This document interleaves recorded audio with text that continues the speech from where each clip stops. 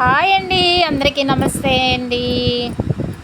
చిట్టు తల్లులండి, భోజనం చేసి నిద్రపోతున్నాయండి. ఒక్కొక్కటి ఇప్పుడే నైట్ 2 వరకు నిద్రపోతాయండి. అక్కడి నుంచి తెల్లవారులు గోల్ గోల్ చేసేస్తాయండి. నన్ను నిద్రపోనీయకుండా లేచి కూర్చోబెట్టేస్తాయి. లోకంలో ఉన్న చిట్టు తల్లుల్ని ప్రేమించండి, వాటికి అన్నాలు పెట్టే విధంగా చేయండి అమ్మా. అందరూ మనసు పెట్టి ఎవరు బజార్లో వాళ్ళు 2 ముద్దలు అన్నం పెట్టండి.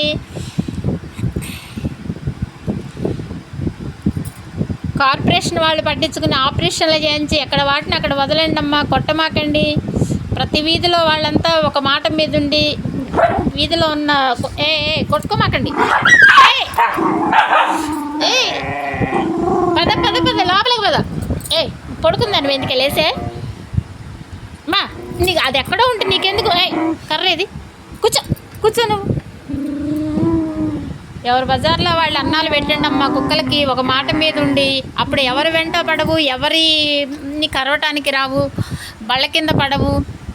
ఆకలి బాధ తీరు పక్కన పడుకుంటాయమ్మా.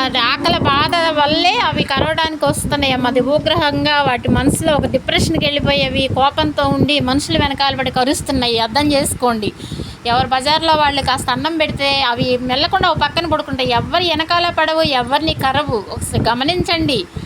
మనం ఒక్కరోజు కూడా అన్నం తినకుండా మనం ఉండలేము. ఉపవాసాలు ఉన్నా కూడా ఏదో ఒకటి తింటాం. మరి వాటికి అన్నం లేకుండా ఇప్పుడు ఇంత ముందంటే చెత్తలో చెదారంలో ఏదో రకంగా అన్నం దొరికేది వాటికి. ఇప్పుడు ఆ చెత్త చెదారాలు కూడా అన్నాలు ఉండలేదమ్మా. అవి కూడా ఎక్కడో వేసేస్తున్నారు, వాటికి దొరకటంలో పట్టుకెళ్ళి కొండల్లో వదిలేస్తున్నారు. ఆ నీళ్లు లేక అన్నం లేక ఆ గొంతేండి చచ్చిపోతున్నాయి. అది ఒక పాపం చేసుకున్న వాళ్ళం అవుతాం. వాళ్ళని ప్రేమించండి. మన బజార్లో ఉన్న వాటికి అన్నం పెట్టుకుందామని ప్రతి ఒక్కరి మనసులోకి భగవంతుడు జొరబడాలని, అలాంటి ఆలోచన రావాలని భగవంతుని వేడుకుంటున్నా నేను.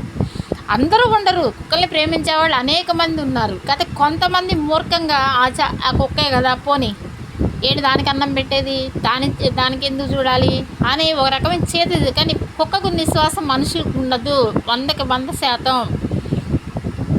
లైక్ చేయండి, 10 మందికి షేర్ చేయండి. ఆవేదన అర్థం చేసుకోండి. యువత ముందుకు రండి. వాటికి ఆశ్రమాలు కల్పించమని ప్రభుత్వాన్ని లెటర్లు పెట్టండి, వేడుకోండి. వాటి నివాసాలు, వాటికి ఫుడ్ దొరకాలని చెప్పి ప్రభుత్వాలని అడగండి. నేను పెద్దగా చదువుకోలేదమ్మా, ఎలా మాట్లాడాలో ఎట్లా చెప్పాలో కూడా నాకు నా భావాలను ఎలా మీతో పంచుకోవాలో తెలియటం లేదు. లైక్ చేయండి, 10 మందికి షేర్ చేయండి.